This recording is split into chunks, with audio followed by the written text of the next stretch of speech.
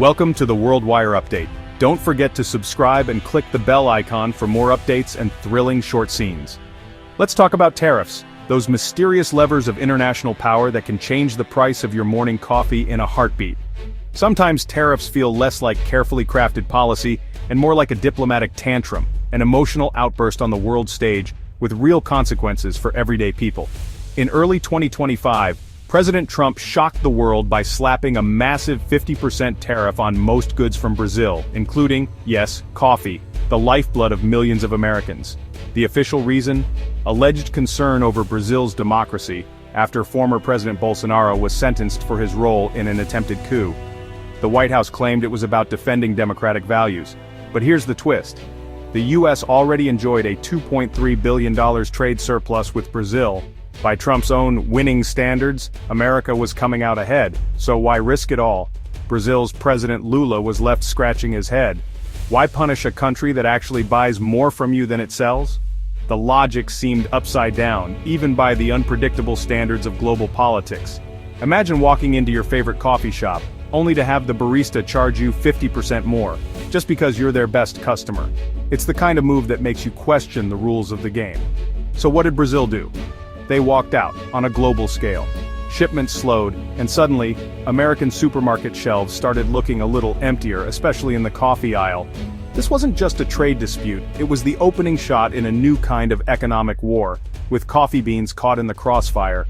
Headlines screamed about shortages and price hikes. Overnight, the U.S. made its favorite beverage a luxury item, while Brazil, the world's coffee heavyweight, found itself locked out of its biggest market with warehouses full of unsold beans. The logic behind the move was baffling, but the consequences were about to spill over into every kitchen, cafe, and boardroom in America. The storm in a coffee cup was just beginning. When the U.S. slapped a punishing 50% tariff on Brazilian coffee, Brazil's exporters didn't panic or plead for mercy, they adapted, and fast. Instead of waiting for the American market to come around, they took matters into their own hands, determined not to let their world-class beans go to waste. Practically overnight, the United States lost its coveted position as Brazil's #1 coffee buyer, a title it had held for decades. The shift was dramatic and immediate, sending shockwaves through the global coffee trade. In August 2025, Brazilian coffee exports to the U.S. plummeted by 46% compared to the previous year. The following month, September, saw another steep decline of 20%. Warehouses that once shipped tons of beans to American shores now had to find new destinations for their product. Marcio Ferreira, head of Secafé, the Brazilian Coffee Exporters Council, made it clear. Only a complete reversal of the U.S. policy could restore the old trade relationship. Anything less, he warned, would leave the American market out in the cold. So, where did all that coffee go? The answer? Everywhere else. Countries around the globe saw an opportunity and rushed to fill the gap left by the U.S., eager to snap up Brazil's premium beans. Colombia, for example, dramatically increased its imports of Brazilian beans. Conilon exports to Colombia skyrocketed by 300%, and total coffee imports surged an astonishing 578%. Brazilian coffee was suddenly in high demand across South America. European countries like Italy and the UK also ramped up their imports, eager to secure high-quality beans without the burden of U.S. tariffs. Brazilian coffee quickly found new fans in cafes and homes across the continent. In a matter of weeks, Brazil's entire supply chain was re-engineered. Exporters rerouted shipments, forged new contracts, and built fresh relationships. A true masterclass in market agility and resilience. The message was unmistakable. If America didn't want Brazil's coffee, the rest of the world was more than happy to take it. Brazilian beans began showing up in cups from Tokyo to Berlin, fueling a global coffee renaissance.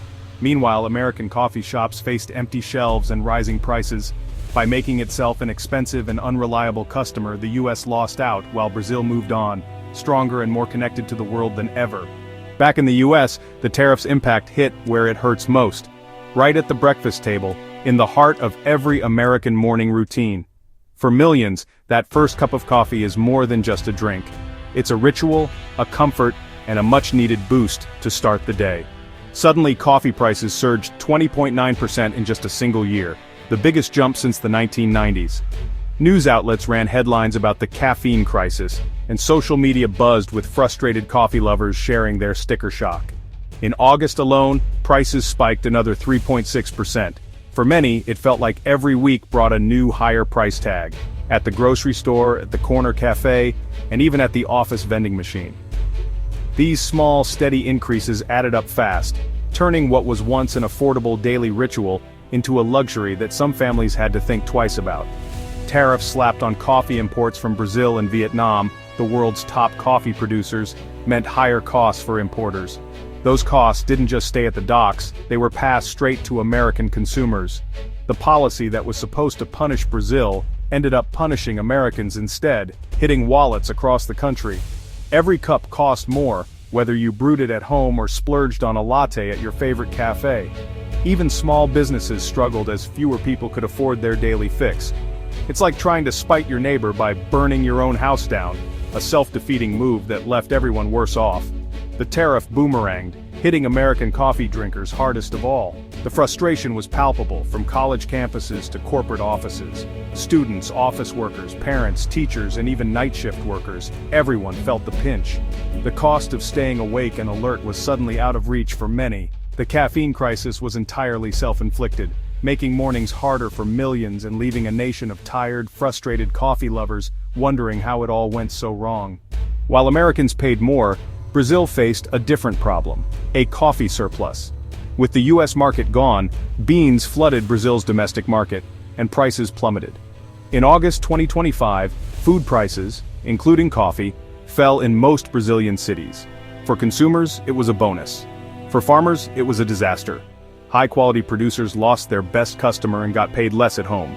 Some stockpiled beans, hoping prices would recover, but not everyone could afford to wait. Economist Darlene Silva warned the situation was unsustainable. Without profitable exports, farmers have no incentive to invest or improve. Short-term gains for consumers could mean long-term pain for Brazil's coffee industry. A policy meant to punish Brazil ended up hurting its farmers most. The tariff spat didn't just hit the US and Brazil, it shook the global coffee trade. Brazil, the world's top producer, redrew trade routes in months, sending beans to new buyers. Exports to Colombia and Europe surged, creating a ripple effect. Cheaper Brazilian beans competed with local producers, driving down prices worldwide. Some Brazilian cooperatives, like Coabriel, started hoarding beans, betting on future price spikes. This hoarding added instability, making prices unpredictable for everyone. Winners countries buying discounted Brazilian coffee, losers, US consumers, Brazilian farmers, and other coffee producers facing new competition. The Trump administration's attempt to punish Brazil destabilized the entire market. In a connected world, you can't just build a wall around a problem. The fallout was global. The long-term risks are even worse. Brazilian farmers lost their most profitable market and have little reason to invest in better crops. If Americans develop a taste for other coffees, Brazil may never regain its market share, even if tariffs end. This could mean a slow decline in quality and output, hurting Brazil's economy and consumers. For the US, the dispute damages its reputation as a reliable trading partner. Other countries may hesitate to depend on the American market, fearing sudden policy shifts.